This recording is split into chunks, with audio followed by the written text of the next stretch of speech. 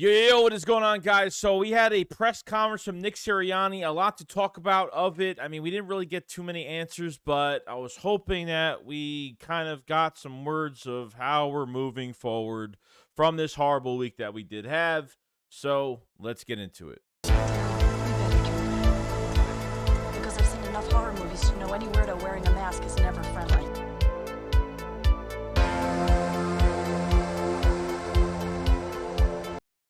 What is going on, guys? I hope everyone's having a fantastic day today. So, a lot to talk about regarding the Philadelphia Eagles, and we really have to wait until Wednesday till we get like the full injury report. I mean, some things were talked about.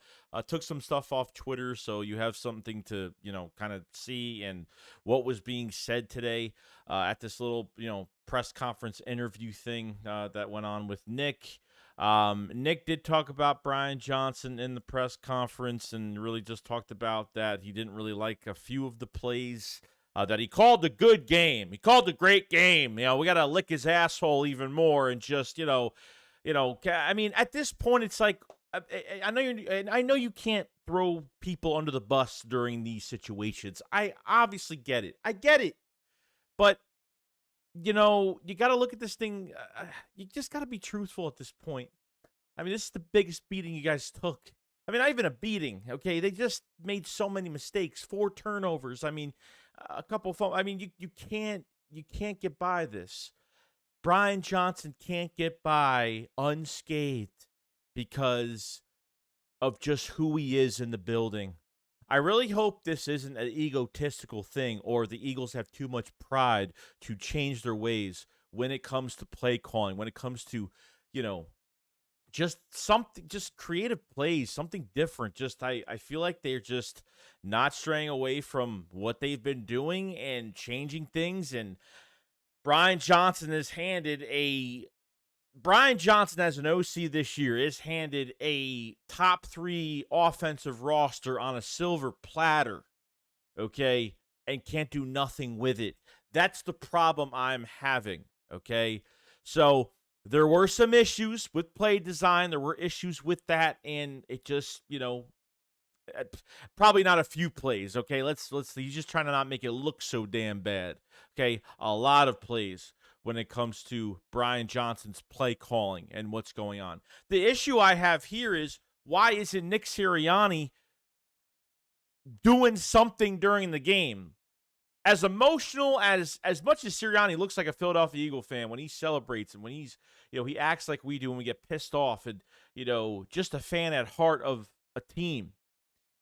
I feel like there's just no accountability when it comes to BrianJohnson, unless there's stuff behind the scenes we don't know about.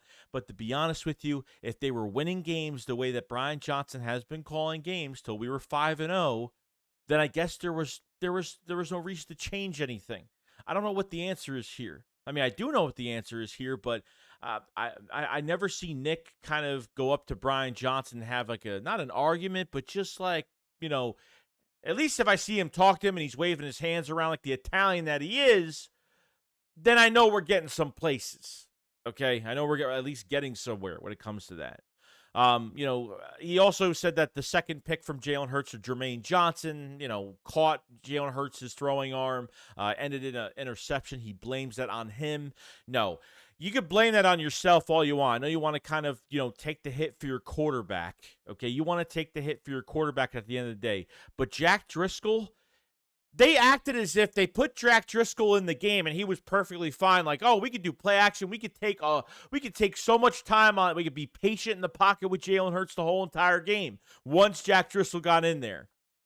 They acted like, watch that play when Jermaine Johnson hit Jalen Hurts' arm. He beat the shit out of Jack Driscoll.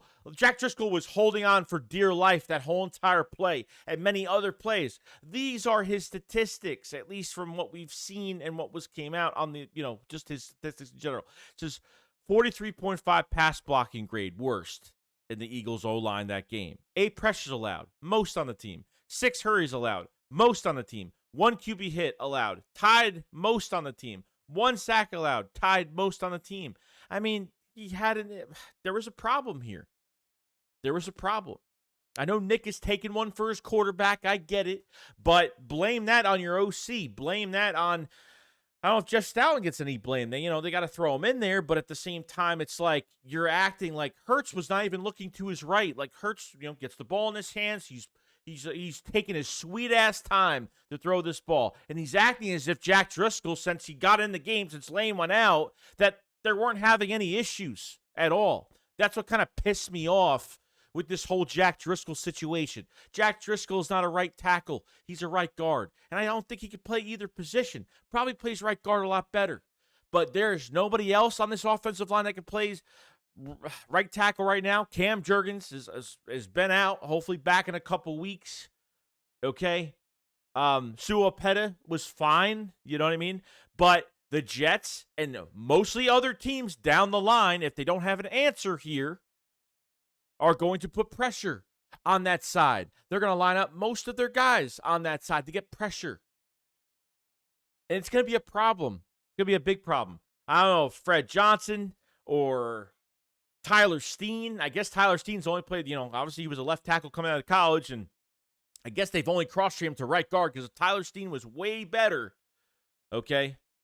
Because I feel like Tyler Steen could be your future right guard once Kelsey retires, or he could be your right tackle once Lane retires. I think they're, depending on what they do here for the future, at least. But, this was just sad. Just a sad day. I don't know what else. I mean, I know Jordan Mailata played right tackle, switched to right tackle and remember 2021, he switched to right tackle for Lane. But that's when they had Andre Dillard, and they put Andre Dillard at left tackle. So, I mean, I don't think they're doing that because who could play left tackle right now? So, I don't know if if their whole design right now is to move a left tackle to right tackle, then now your blind side is wide open. And I'd rather have Jalen Hurts' throwing side, at least he could see that, than having his blind side be fully not intact with somebody else that could take the spot if they move Mailata to right tackle, if that's the case. So you can't just go out and trade for a right tackle. It's impossible to do that, a starting right tackle. You're not going to do that. So the Eagles are going to have to cross-train somebody this week. So from what Sirianni talked about Jack Driscoll, he said good things about him and said that, they feel really good about Jack Driscoll. They have no issue with Jack Driscoll at all, okay? Then you get the Lane Johnson news from Adam Schefter, which says that Lane Johnson's ankle injury is not that serious and better than they originally thought, which is good. So if he misses only a couple weeks, then that's fine. Need Lane Johnson back because I don't know how are you going to be able to throw the ball? You're going to have to change your whole offense, at least from a passing standpoint of what you're going to do, because if pressure is going to be allowed so easily on the right side, then they're going to have to change things up. Then Jalen Hurts is going to have to bail out every 2 seconds and then get chased around all game. We never have to worry about the offensive line, but Lane Johnson has dealt with these ankle injuries. Now, this ankle injury is the bad ankle that he has been dealing with the past few years. Remember, he's dealt with this ankle, I can't talk today, 2 times in the last few years. And with an offensive lineman, these ankle sprains aren't that bad when they're light sprains than positional guys like wide receivers, corners, stuff like that. But obviously we know that MetLife turf is a piece of dog shit, and even the Jet players were complaining about that field after they won the game. Some of their players would start slipping, and every time somebody slips, every time somebody slides, something always happens. Someone always gets hurt. Player always gets hurt there. So that's good news. That's the best news on Lane Johnson. So we don't know the timetable yet of when his return. He'll be out the next couple weeks. He's going to miss a couple. He's going to miss Miami, probably missing Washington. Maybe he'll be back by Dallas. Maybe. We'll see. But that's good on that. And Nick, talked about Lane as well. Says it's really early in the evaluating the injuries. Stats to be announced. Has a ton of confidence in Jack Driscoll. Stop it. Stop lying to yourself. Stop trying to. I know you don't want to throw your player under the bus, but he sucks. We all know he sucks. I get it. So like I said, the right tackle spot is a big question. On top of not only that, but not only that, escapade of right tackle that's become a new weakness for the Eagles, but the safety spot is even worse than before now. Reed Blankenship has a rib injury from the cheap shot from Lazard, which kind of got them out of field goal range, or got them out of a first down conversion, because doesn't matter if there's offset penalties or there's a penalty on each side. If one of those sides gets a personal foul, they're going to favor the team that didn't get it. So it brought them to the 50-yard line, and that personal foul on Reed Blankenship on that hit kind of saved us on a drive. Now, Nick says, when it rains, it pours at that position. There is hopefulness that Sidney Brown will return this week, but how much confidence do we have with Sidney Brown coming off this injury? He's missed a few weeks. He's missed a lot of time to get himself in motion now. So you created another weakness with Reed Blankenship with the ribs. Is he going to play next week now? I feel like there's always something going on. But at the end of it, Nick Sirianni did say that Howie Roseman is always working the roster. And we've been hearing the last few weeks that Howie Roseman has been on the phones like crazy trying to trade and acquire for a young, talented safety. Okay? I think it's time we have to get one now. I know Reed is the guy, but it's not Reed's fault. Reed just got off of. I think Reed missed a game already at the Vikings game. He had a rib injury. A lot of guys had rib injuries that week. This is his second rib injury this year. And when he got to that sideline after that hit, he did not look good. He looked like he got the wind knocked out of him. That's what it looked like, and must have got hit pretty hard there. Wasn't even looking. Was a blindside hit. Just wasn't paying attention. It just happens. Can't control it. It is what it is. So, yeah, I mean, they got to make a move. I would like them to make a move before the Miami game, but I highly doubt it unless I'm wrong. There's plenty of time this week before Sunday night. You got to get somebody in and somebody practicing and somebody getting these calls and making sure that they're right with this defense, with the calls and stuff. Because for right now, it's kind of, they can't wait until Friday to sign somebody. You can't go in with Terrell Edmonds and I don't even know who else at this point. You know what I mean? So, there's injuries there. Sidney Brown. It'll be Terrell Edmonds and Sidney Brown. In the worst case scenario, Terrell Edmonds is playing. You got to worry about Tyreek Hill this week. You really don't have the time to...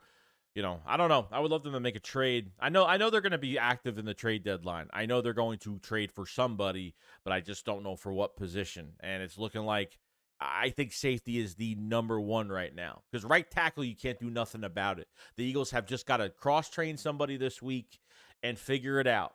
So we'll find out what happens. But Miami's probably licking their chops right now. Like, the Eagles are 5-1 and they're struggling. The start of their struggle is now, and I really hope not. Hope this team looks themselves in the mirror at the end of the day and gets things done. I heard there was a big team meeting after the game, and a lot of things are in secret right now, what's going on behind the scenes. So hopefully good things. Hopefully people are getting reprimanded. Hopefully there's a lot of accountability showing between a lot of people and a lot of players and coaches. Hopefully it involves both, and got to see a change in the play calling. Got to see a change, and this roster's good. I mean, offensively at least they should be able to score more points. It's really embarrassing. People in the comment section to some of my videos, even from yesterday when we talked about the game, people are like, "Oh, this is Johnson's first year as an OC. We had to give him a break." I'm like, dude, a break? This guy, like I said earlier in this video, this guy's been handed one of the best offensive rosters in football coming off of last year with barely any changes between Samalo and Miles Sanders leaving. Okay, you got better offensively. Okay, so they wanted to bring in a guy that is this offense is going to go explode and not miss a beat from last year, which it has missed plenty of beats this year. This offense has not looked the part. This offense hasn't played up to par. Our quarterback is struggling because of it, and the injuries are just piling up as the day goes on. Okay? The Eagles had to have made sure that they had the right OC. They're not bringing in a fresh OC just because, to take a few years for him, couple seasons for Brian Johnson to get this offense prepared. No, this is a Super Bowl contending team right now. You know what I mean? If that wasn't their full choice in Brian Johnson, they should have just got somebody else. Hiring from within has been the worst case scenario from the Philadelphia Eagles, what they've done in the past. Start off with Press Taylor. Now it's this. You know? So I don't know where they're going with this. I really don't. The Brian Johnson situation, I think Nick knows. And hopefully sounds like he doesn't want to say the wrong bad things, throw players and coaches under the bus. But when I hear a comment like that yesterday on we have to take it easy on him, it's his first year as an OC, then the Eagles shouldn't have hired him, because the Eagles didn't hire him to give him a break if he fails. The Eagles hired him and upgraded him from QB coach to OC because they felt like him being next to Shane Steichen all year last year is going to bring this offense to the same level it was last year, which we know it's not. But because they were winning the last 5 games the way they have been winning, they just swept it under the rug and say, well, if, this philosophy, what Brian Johnson's doing is working, then screw it. Let him just keep doing what he's doing. And I hate that it had to come to a loss to change things. Number 2, we don't know if things are going to change. That's the big thing, okay? And number 3, you have a right tackle problem. How are we supposed to pass the ball? How are we going to have time in the pocket to pass the ball? And if tylersteen's not ready and they just threw Driscoll in there, then it's a problem right now. And they're going to have to cross-train somebody this week. The Lane Johnson news is great. I had no issues with it, but it's going to be nuts. A lot to talk about this week. So mostly on the injury list, we're not going to get it till Wednesday. So we're going to be waiting another couple days till we get the injury list. Then once the Eagles get to practice, we're going to see if the beat writers are there, what's going on, who's moving to right tackle, who's in where. We'll find out some things, hopefully, this week. But other than that, it's pretty much it. Let me know what you guys think about Nick Sirianni's press conference. Do you think they're reprimanding Brian Johnson behind the scenes? I understand we have an issue with Sean Desai and the off coverage and all that bullshit. I'm not worried about that as much. I'm really not. Okay? I don't know. I'm used to it by now, but this pass rush was good in that second half. They gave the Eagles, the defense put the Eagles in perfect position. I don't know how many times. Got the ball back for them how many times. I can't. The defense played their ass off when they should have been gassed and should have been tired and should have been. I mean, the Eagles didn't get scored. The Jets didn't score over 40 points on us. Okay, I get it. So I have to take that into account too. But let me know what you guys think about all this. We're gonna get our answers from Brian Johnson. What's going on with this offense?